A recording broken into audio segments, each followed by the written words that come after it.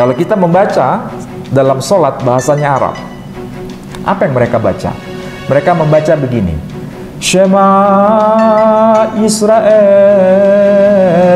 Adana Elohenu Adana Echad Elohe Avatenu Elohe Avraham Velohe Yitzhak Velohe Yaakov.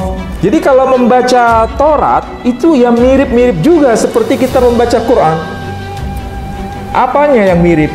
Cara nadanya, cara membacanya juga mirip. Tulisannya itu dari kanan ke kiri. Bereshit bara Elohim et hashamayim et haaretz وهآرت يتعته وبهو وخشه عالفنيتهم وروح إلهيم مرخفت alfanei hammayim. Kira-kira mirip nggak dengan bahasa Arab? Di sini disebut haaret, bahasa Arabnya al-ard. Di sini disebut Elohim, bahasa Arabnya Allah atau ilahun. Harahaman harahum, bahasa Arabnya apa? Ar-Rahman Ar-Rahim.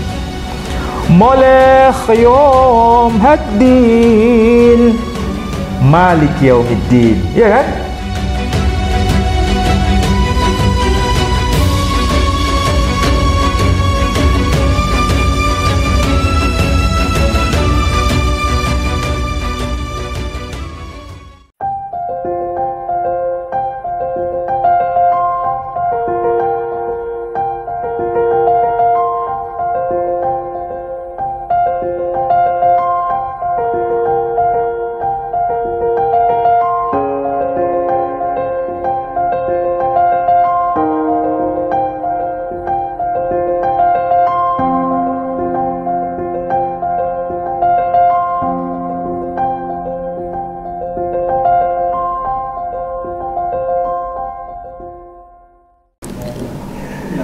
Assalamualaikum warahmatullahi wabarakatuh.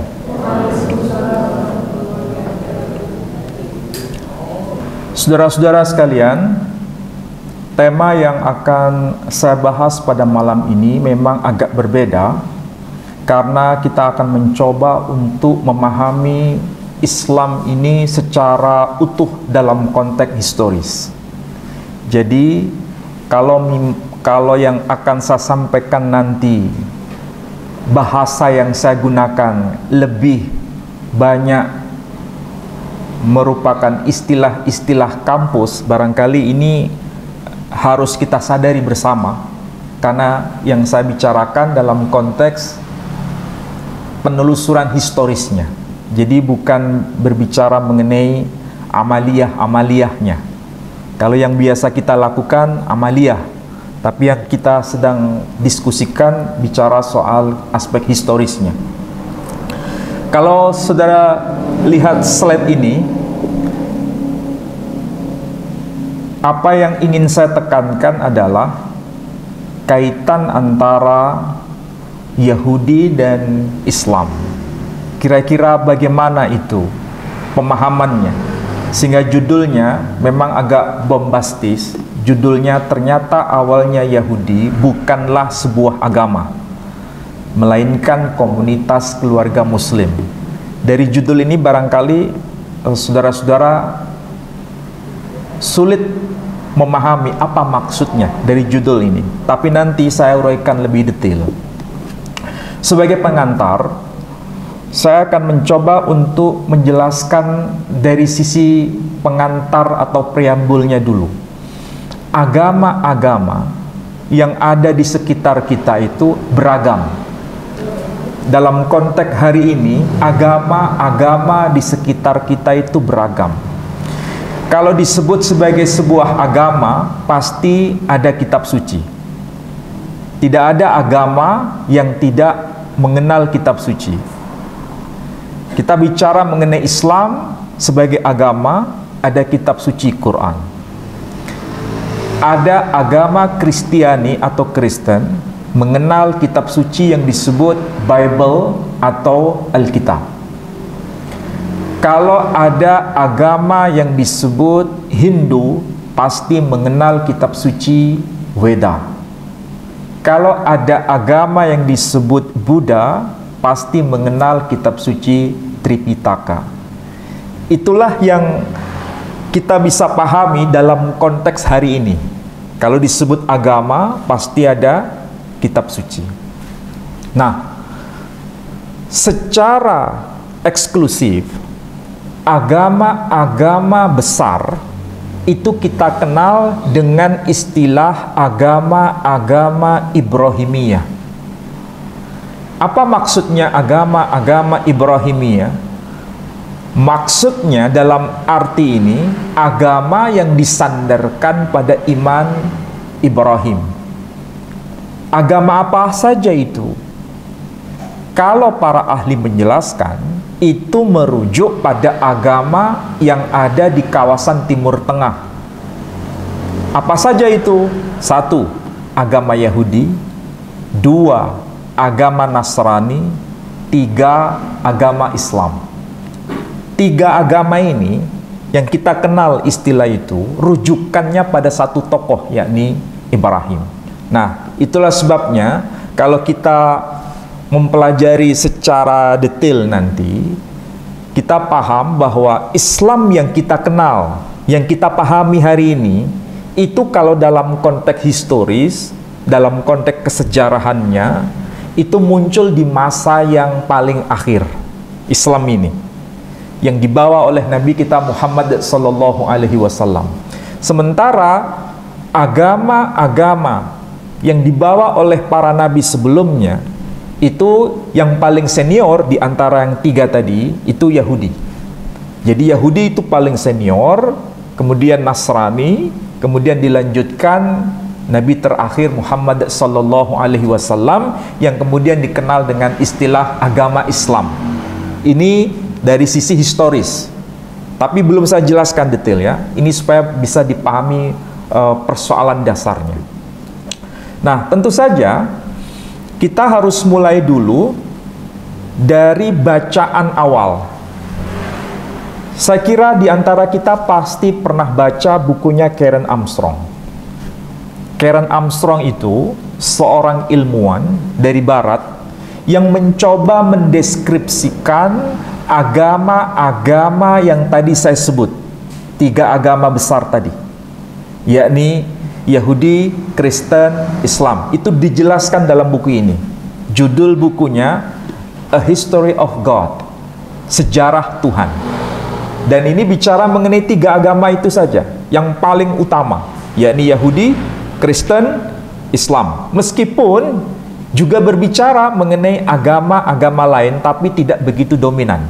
Yang dominan yang dibicarakan adalah 3 agama besar, yang rujukannya pada tokoh yang bernama Ibrahim. Nah, ini merupakan bacaan awal yang barangkali nanti kalau saya jelaskan, itu akan semakin melengkapi. Saya kira mahasiswa sudah baca buku ini. Buku ini sudah diterbitkan dalam versi bahasa Indonesia, sudah diterjemahkan, tapi aslinya ditulis dalam bahasa Inggris. Buku ini menjadi buku textbook di berbagai institusi pendidikan untuk mengenal bagaimana sih sebetulnya agama-agama yang dikenal di kawasan Timur Tengah itu. Kapan munculnya?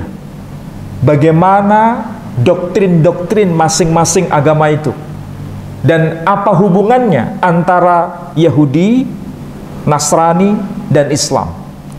Apakah memang itu satu keluarga besar atau memang berbeda keluarga? Nah, disitulah kita mulai baru mempelajari secara detail. Nah, sebelum saya uraikan secara sistematik, saya akan mencoba untuk menjelaskan dulu buku yang ditulis oleh Karen Armstrong itu. Buku Karen Armstrong itu sebetulnya tidak terlalu tebal bukunya, hanya sekitar 673 halaman bukunya. Ya, kalau kita biasa baca buku itu ya tidak terlalu tebal kan, hanya 600-an halaman. Dan pertama kali diterbitkan dalam versi bahasa Inggris itu tahun 1993. Jadi relatif semasa dengan zaman kita. Tahun 1993. Dan versi terjemahan bahasa Indonesia itu baru launching tahun 2001. Jadi sangat dekat dengan masa kita sekarang. Tapi buku ini penting untuk melihat cakrawala agama-agama yang dikenal dengan 3 agama besar itu, yang yakni Yahudi, Kristen, dan Islam. Itulah sebabnya 3 agama ini nanti masing-masing agama itu mengklaim sebagai agama monoteistik. Agama monoteistik itu percaya pada satu Tuhan. Intinya, agama Yahudi mengklaim percaya pada satu Tuhan. Agama Nasrani mengklaim percaya pada satu Tuhan. Agama Islam yang kita kenal ini juga mengklaim percaya pada satu Tuhan. Ini hanya deskripsi. Belum dialog lintas kitab suci, belum. Ini klaim berdasarkan agama masing-masing. Dan itu diuraikan secara detail oleh Karen Armstrong berdasarkan apa yang termaktub dalam kitab masing-masing dan doktrin agama masing-masing. Dan Karen Armstrong ini karena punya latar belakang sebagai seorang biarawati pada awalnya, dia seorang biarawati, tapi kemudian dia keluar dari agamanya itu dan kemudian menjadi seorang agnostik hari ini. Tetapi karena dia punya pengalaman sebagai seorang pelaku agama, dia mengenal banyak hal dari tradisi agama itu sendiri, yakni seorang Katolik, tapi akhirnya menjadi agnostik. Mungkin saudara-saudara yang hadir di sini tidak paham apa itu agnostik. Agnostik itu percaya kepada Tuhan, percaya, tetapi tidak mau diikat oleh aturan-aturan agama. Jadi aturan agama dia tidak peduli dengan aturan-aturan itu, tapi yang penting percaya pada satu Tuhan. Ini cara berpikir agnostik. Dan kalau kita lihat dalam konteks ini, memang Islam, Kristen, dan Yahudi itu sebetulnya ada mata rantai. Kenapa saya sebut ada mata rantai? Kita bisa lihat dari Al-Quran itu sendiri. Al-Quran itu menyebutkan nama-nama kitab suci. Di antaranya kitab Taurat, kemudian kitab Zabur, kemudian kitab Injil, dan kemudian disebut juga Al-Quran. Bahkan kita bisa lihat dalam surah Al-Baqarah, surah yang kedua, ayat 185, nama Al-Quran secara definitif disebutkan di situ. Syahrul Ramadan alladzi unzila fihil Quran. Artinya, berdasarkan Quran itu sendiri memang mengakui adanya mata rantai kitab-kitab suci itu, termasuk dengan Taurat itu sendiri. Bahkan nabinya pun disebut. Kalau kita membaca Al-Quran, misalnya Bismillahirrahmanirrahim, hal ataka hadithu Musa. Itu yang biasa kita baca kan? Tapi juga boleh dibaca hal ataka hadithu Musa. Nah, siapakah itu Musa? Siapakah itu Moshe? Dia adalah nabi dari kalangan Bani Israel yang menerima kitab suci Taurat, yang kemudian mereka disebut hari ini dengan nama agama Yahudi. Hari ini. Apakah itu berkaitan dengan komunitasnya disebut Yahudi, atau karena berkaitan dengan agamanya kemudian disebut Yahudi? Ini menjadi pertanyaan barangkali di antara kita. Oke, sekarang kita bisa tahu bahwa agama-agama berdasarkan aspek historisnya yang paling senior memang Yahudi. Kemudian yang paling junior itulah Islam yang dibawa oleh Nabi kita Muhammad sallallahu alaihi wasallam. Itu kalau dari tinjauan historis, ya. Kalau dalam tinjauan teologis itu beda. Kalau dalam tinjauan teologis itu beda. Maksudnya bagaimana? Apa yang saya jelaskan tadi, pasti di antara kita atau sahabat-sahabat kita yang muslim mengatakan begini, semua para nabi itu agamanya Islam. Nabi Adam agamanya Islam, Nabi Nuh agamanya Islam, Nabi Ibrahim agamanya Islam, Nabi Musa agamanya Islam, Nabi Isa agamanya Islam, Nabi Muhammad sallallahu alaihi wasallam agamanya Islam. Sehingga tidak betul kalau dikatakan Nabi Musa mengajarkan agama Yahudi. Kalau ada yang berkata begitu, kira-kira itu betul atau salah? Jawabannya tergantung dari aspek historis atau aspek teologis. Kalau aspek historis, kita bisa paham bahwa Yahudi sebagai agama tidak sama dengan Islam yang kita kenal sekarang ini sebagai agama. Itu dari sisi historis, karena ini lebih awal, munculnya lebih awal. Tapi kalau dari aspek teologis, ya memang yang dibawa oleh Nabi Musa itu agama Islam, bukan agama Yahudi. Jadi tergantung dari sudut pandang. Sehingga ada pertanyaan, kalau dikatakan Nabi Ibrahim beragama Islam, bukankah Ibrahim itu lebih awal? Islam baru muncul abad ke-7. Begitu kan pertanyaan diantara saudara kita yang Nasrani. Kan di dalam Al-Quran dijelaskan bahwa Nabi Ibrahim itu beragama Islam. Il qala lahu rabbuhu aslim. Ingatlah tatkala Tuhannya berkata kepadanya, yakni Ibrahim, aslim, berislamlah.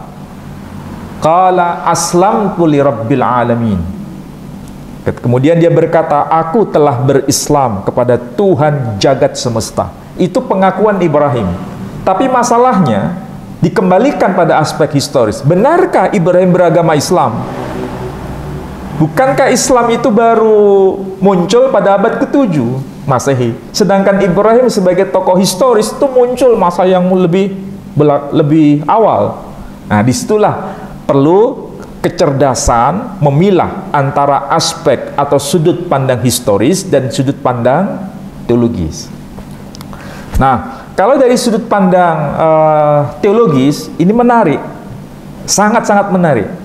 Kenapa begitu? Karena tiga agama ini ternyata menyebutkan tokoh sentral Ibrahim ini sebagai patronnya, yang nanti menurunkan Bani Israel, kemudian muncul Ishak, muncul Ismail, muncul Bani Israel itu sendiri, dan muncul juga kitab Taurat, dan muncul juga Nabi Musa. Jadi ada mata rantai sebenarnya. Nah, kenapa kita harus dengan pendekatan perspektif teologis? Begini, kalau kita Muslim ini, Nabi kita Muhammad sallallahu alaihi wasallam itu namanya selalu dikaitkan dengan Ibrahim. Namanya, contoh sebagai bukti, kita sholat harian, baik itu wajib ataupun sunnah, selalu menyebut nama Ibrahim ini. Buktinya apa? Ketika kita bertahiyat, kita membaca sholawat Ibrahimiyah. Apa maksudnya? Allahumma salli ala Muhammad wa ali Muhammad kama sallaita ala Ibrahim wa ali Ibrahim. Perhatikan di situ. Nama tokoh yang membawa risalah terakhir, yakni Nabi kita Muhammad sallallahu alaihi wasallam, digandengkan dengan nama Ibrahim. Itu sebagai bukti memang Islam kita ini itu ada kaitan dengan sang tokoh yang bernama Ibrahim. Itu kalau dari kita sebagai Muslim, sebagai agama. Lalu kalau kita konfirmasi kepada mereka yang mengaku dirinya sebagai Nasrani, dan mereka tidak mau disebut Muslim, dan mereka juga tidak mau disebut agamanya Islam, bukan, mereka mengaku sebagai ana Masihi, saya seorang Kristen, mereka mengaku begitu.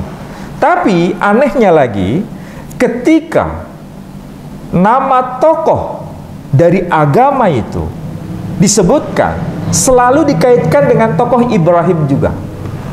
Apa buktinya? Kita lihat misalnya, contoh, kalau di dalam Injil Matius ya, kalau disebut Injil Matius kan berarti kitab suci kaum Kristiani. Pasal pertama ayat pertama itu disebutkan ketaba dilidute aiso de Mesiho breh David breh Abraham. Itu kalau diterjemahkan, inilah daftar silsilah Yesus Kristus, keturunan Daud, keturunan Abraham. Itu kalau terjemahan bahasa kita. Tapi kalau dalam bahasa Suryani disebut ketaba dilidute aiso de Mesiho. Kalau di Quran disebutkan Isa Al-Masih. Sementara kalau dalam bahasa Suryani, bahasa mereka, menyebutnya Aiso de Mesiho. Breh David, keturunan Daud. Breh Abraham, keturunan Abraham. Pertanyaannya, benarkah sang tokoh Aiso de Mesiho atau Yesus Kristus itu dikaitkan dengan tokoh yang bernama Abraham? Jawabannya ya. Itulah sebabnya mereka selalu mengaitkan dengan tokoh sentral, yakni Abraham. Kalau kita menyebutnya Ibrahim. Pertanyaannya kemudian, apakah Ibrahim dan Abraham itu berbeda sosoknya? Apakah Ibrahim dan Abraham itu tokoh yang berbeda dengan nama yang berbeda, atau satu tokoh yang sama dengan bahasa yang berbeda? Itu kan harus dijelaskan. Dan kita sebagai Muslim harus paham itu. Kalau tidak paham, bahaya. Ini baru dua agama, Islam dan Nasrani. Lalu bagaimana dengan Yahudi? Yahudi juga sama. Yahudi itu sampai hari ini tidak pernah tidak menyebut tokoh sentral yang bernama Abraham. Tapi mereka tidak menyebutnya solat. Mereka menyebutnya tevilah. Atau dalam bahasa Arab disebut slota. Dalam bahasa Aram, bukan Arab ya. Kalau Arab, solah, as-solah. Kalau bahasa Aram, pakai M, bukan pakai B. Itu disebut slota. Nah ini penting, kajian bahasa itu. As-solah dengan slota. Ayat atau surah. Saya ambil contoh surah saja. Bahasa Arabnya menjadi surta. Kalau dalam bahasa Arab, Quran menyebut kitab, dalam bahasa Arab menyebut ketabah. Kalau dalam bahasa Arab disebut yad, tangan. Dalam bahasa Arab disebut yad, aram. Kalau dalam bahasa Arab disebut rosh. Kalau dalam bahasa Ibrani itu disebut resh. Ini sebetulnya bahasa agama. Kalau bahasa yang non-agama juga ada kesamaan dalam melacak data itu. Contoh, ada orang Jawa, ada orang Madura, ada orang Bali. Apakah mereka itu bahasanya mirip? Jawabannya iya. Contoh, kalau orang Jawa menyebut pintu itu lawang. Orang Madura menyebutnya bukan lawang, tapi labeng. Betul kan? Kalau orang Jawa menyebut ceker, orang Bali tidak menyebut ceker, tapi menyebut cokor. Bendanya sama, tapi cara penyebutan yang berbeda. Ini kita bicara non-agama. Nah, kalau bicara bahasa agama, lebih-lebih lagi, ada kedekatan. Nah, dari situlah kita nanti bisa tahu, benarkah memang ada hubungan antara Islam, Nasrani, dan Yahudi ini sebagai entitas agama? Nah, tadi sudah saya kasih contoh Islam dan Nasrani menyebut tokoh sentral yang sama. Satu menyebut Ibrahim, satunya menyebut Abraham. Yahudi bagaimana? Agama Yahudi juga tidak lupa menyebut nama itu setiap hari. Apa yang mereka katakan? Mereka membaca dalam bahasa Ibrani. Jadi mereka itu membaca dalam bahasa Ibrani. Kalau kita membaca dalam sholat bahasanya Arab, apa yang mereka baca? Mereka membaca begini: Shema Israel Adana Elohenu Adana Echad Elohe Avatenu Elohe Avraham Velohe Yitzhak Velohe Yaakov. Kira-kira mirip nggak dengan bahasa Arab tadi? Mirip nggak? Mirip. Kalau kita menyebut Ibrahim, mereka menyebut Avraham. Kita menyebut Ishak, mereka menyebut Yitzhak. Kita menyebut Yakub, mereka menyebut Yaakov. Kita menyebut Ismail, mereka menyebut Yishmael. Kita menyebut Israel, mereka menyebut Yisrael. Ingat tadi antara bahasa Madura dengan bahasa Jawa, ya kan? Ini bahasa non agama. Yang saya kasih contoh baru saja ini, itu bahasa agama, bahasa Arab dengan bahasa Ibrani. Nah, kebetulan ini saya bawakan Al-Quran ya. Ini Al-Quran. Kalau dilihat dari tulisannya ini, mungkin saudara-saudara tidak akrab, ini tulisan apa?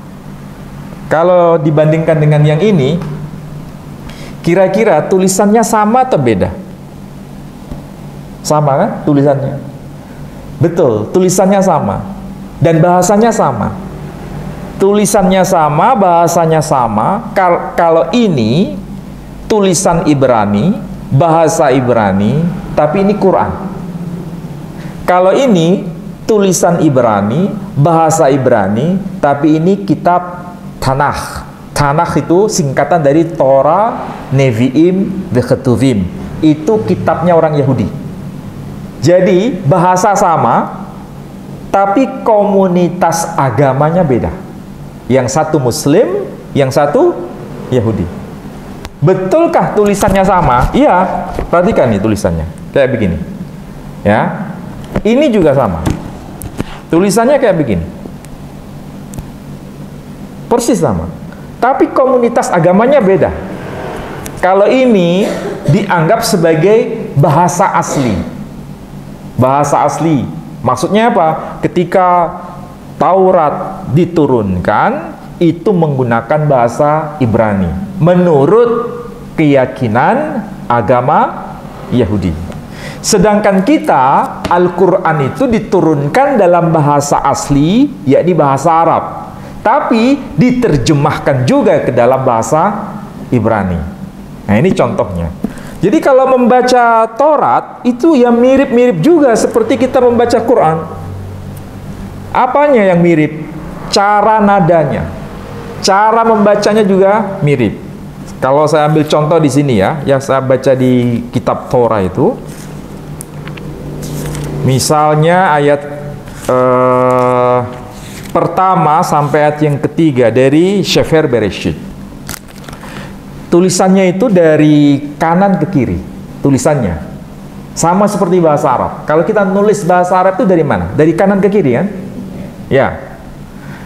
Sebelum saya baca, saya ambil contoh. Kita selalu akrab dengan istilah Assalamualaikum. Ya. Assalamualaikum. Assalam itu dari kata salam. Ya. Kalau ini dikaitkan dengan bahasa Ibrani, ada kedekatan. Tapi tidak melafalkan Assalamualaikum, tapi melafalkannya Shalom Aleichem. Yang kemarin baru gonjang-ganjing siapa itu? Panji Gumilang. Shalom Aleichem. Jadi secara bahasa itu ada kedekatan makna. Assalamualaikum artinya damai sejahtera bagi kalian. Shalom Aleichem maksudnya juga sama, damai sejahtera bagi kalian. Jawabannya apa? Waalaikumsalam. Itu kalau bahasa Arabnya. Kalau bahasa Ibraninya, jawabannya bukan begitu. Bukan waalaikumsalam, tapi ve'aleichem shalom. Ya nggak jauh-jauh beda antara orang Madura dengan orang Jawa tadi kan. Orang Jawa mengatakan waktune jam 8. Orang Jawa. Orang Madura kan tidak bisa mengatakan begitu. Bektona kol belu. Iya kan? Kita menyebut wolu, mereka menyebut belu. Kita menyebut waktune, orang Madura menyebut bektona. Mirip kan? Itulah dahsyatnya kalau kita belajar bahasa. Bisa ngerti mana yang sama, dan ini apakah memang merujuk pada induk yang sama atau induk yang berbeda. Ketahuan di situ. Nah, ini saya ambil contoh di sini. Kalau dibaca, misalnya itu bacanya dari kanan ke kiri. Bereshit bara Elohim et hashamayim et haaret wa haaret hayatatahu wa bahu wa khashah alfanaitiham wa ruwah Elohim merakhfat alfanaiham. Kira-kira mirip nggak dengan bahasa Arab lagi? Kalau hammayim, bahasa Arabnya alma atau miyah. Mirip kan? Di sini disebut shemayim, bahasa Arabnya as-samawat. Ya kan? Di sini disebut ha'aret, bahasa Arabnya al-ard. Di sini disebut Elohim, bahasa Arabnya Allah atau ilahun. Jadi ada kedekatan sebenarnya. Ini kalau Taurat yang dibaca. Tapi kalau Quran dibaca, nadanya ya sama-sama juga. Hanya saja kita akrab atau enggak gitu aja. Jadi kalau di sini misalnya, kalau dibaca Bishem Adonai Harahaman Harahum Hatehillo Lezanai Riban Ha'alamim. Ha'alamim, bahasa Arabnya Al-Alamin. Ya kan? Ha'alamim, bahasa Arabnya Al-Alamin. Kalau bahasa Arabnya Rabbun, Rabb, di sini disebut Ribon. Mirip kan? Ya ingat saja, Ismail, Yishmail.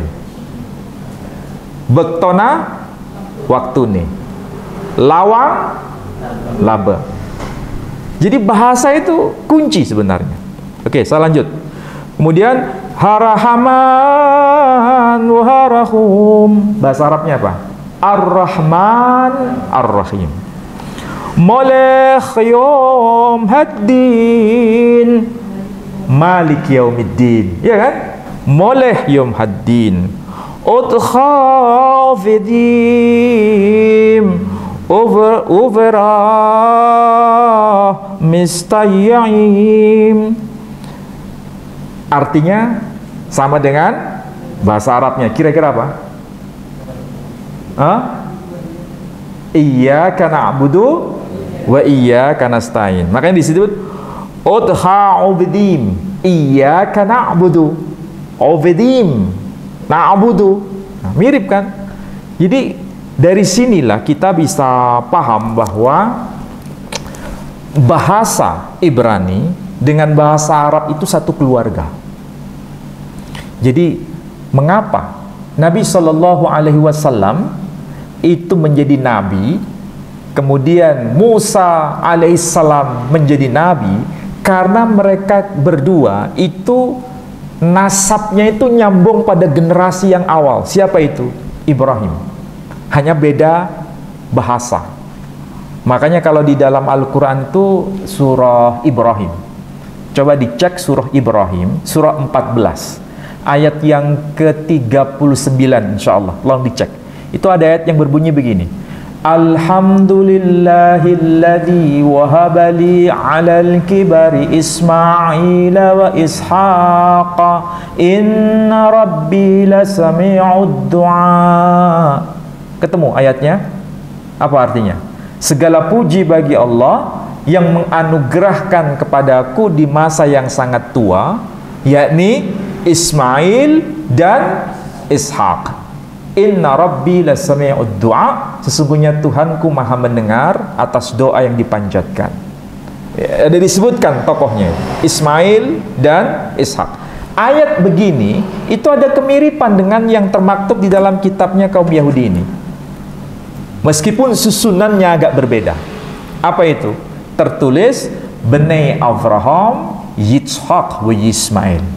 Anak-anak Abraham ialah Ishak dan Ismail. Sementara Quran menyebut Ismail dan Ishak. Ada beda penekanan, tetapi dua tokoh disebutkan di situ. Tapi yang satu nama Ismail diletakkan di depan, yang satunya lagi nama Ishak yang diletakkan di depan. Kenapa bisa begitu? Tunggu tanda tanya tadi. Nanti kenapa bisa begitu?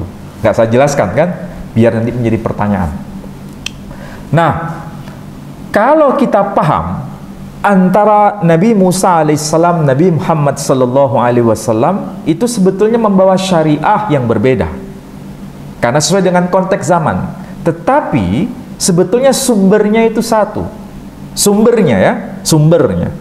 Sehingga tidak salah bila Muslim mengakui bahwa Nabi Musa itu sebetulnya agamanya Islam dalam konteks bahasa Arab. Tapi masalahnya, kita membaca Quran itu banyak disebutkan nama-nama tokoh. Ada Musa, ada Idris, ada Yahya, ada Isa. Seakan-akan semua itu bicara dalam satu bahasa yang sama. Betul kan? Misal, benarkah di dalam Al-Quran itu ada dialog antara Allah Subhanahu wa Ta'ala dengan para malaikat? Ada, memang. Dalam bahasa apa itu tercantum dalam Al-Quran? Dalam bahasa Arab. Dialog antara Nabi Adam dengan iblis. Dalam bahasa apa itu? Dalam bahasa Arab. Dialog antara Nabi Musa dengan Tuhannya, atau dialog antara Nabi Musa dengan umatnya. Dalam bahasa apa itu? Bahasa Arab. Dialog antara Allah Tabaraka wa Ta'ala dengan Nabi Nuh. Dalam bahasa apa? Arab. Antara Nabi Nuh dengan umatnya, dialog dalam satu bahasa. Bahasa apa itu? Arab. Pertanyaannya sekarang, apa contohnya? Dalam Al-Quran misalnya, Ya Nuh, innahu laysa min ahlik. Wahai Nuh, dia bukan termasuk dari keluargamu yang diselamatkan. Itu kan bahasa Arab. Kemudian ketika Nabi Isa bicara kepada kaumnya, dia berkata apa? Ya Bani Israel, inni Rasulullahi ilaikum. Pertanyaannya, apakah Bani Israel itu mengerti bahasa Arab seperti ini? Bukankah Bani Israel bukan orang Arab? Iya kan? Tapi kenapa di situ muncul versi bahasa Arab? Dan ketika Allah bicara kepada Nabi Isa, dia berkata demikian. Ya Isa, inni mutawaffika wa rafi'uka ilayya. Itu bahasa Arab. Masalahnya semua ditampilkan dalam satu bahasa Arab. Tapi mereka sebetulnya bukan penutur bahasa Arab.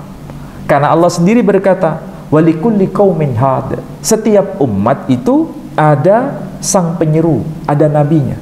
Dan mereka bicara bilisani qaumi, dalam bahasa kaumnya, dalam bahasa masing-masing. Tapi kenapa dalam Al-Quran muncul dalam satu versi bahasa? Jawabannya sederhana. B'Shem Adonai Harahaman Harahum Hadahillah Ledonai Rabban Ha'alamin Harahaman Harahum Molech Yom Haddin Otcha Abedim Obcha Mistayim